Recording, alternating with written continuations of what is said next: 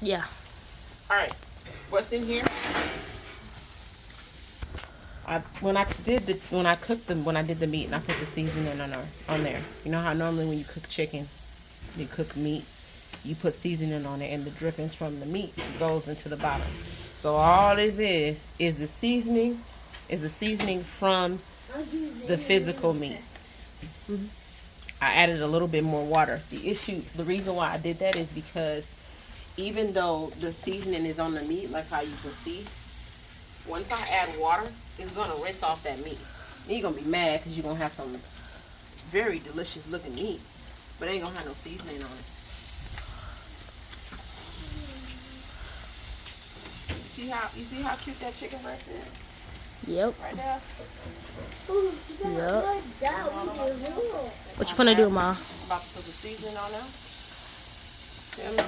You Yep. ain't gotta be cute and pretty. You just take your hand and scoop it. It's to also bring down the fire. As you can see, there's fire. It started to catch on fire because it's such a big item and it's trying to keep the temperature. So all you're doing is adding water to the meat. You're doing this so the meat don't dry out. You Yep. do not want this meat to dry out. Now, I got little hands, so I got to scoop more. And what's going to happen is that water with the seasoning is going to soak into that meat. And as it's cooking, it's going to go into the meat, into the inside of the meat so the meat can be juicy once you take it out. This right here, you don't want it to go past 400 unless you're cooking a turkey or a whole chicken. Okay. I'm going to play around with the grill to see how I can. My husband has used the smoker before and did smoked turkey using wood chips. That was fun. But this right here, you see how the thermometer is going up? It's going to 300. It's going to 350. Should go up to about, you can do 400 because of how the meat is. The meat is a lot thicker.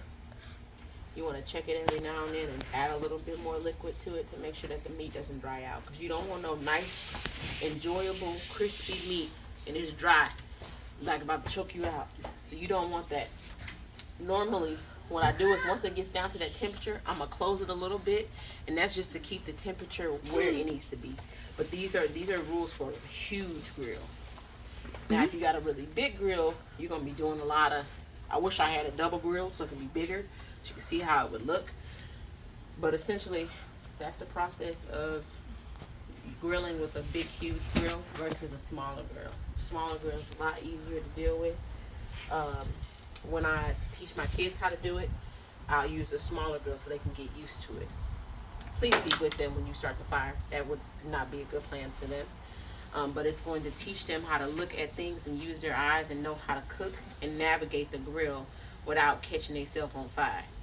So, that's all I got right now. Y'all have a good one. Bye. Bye.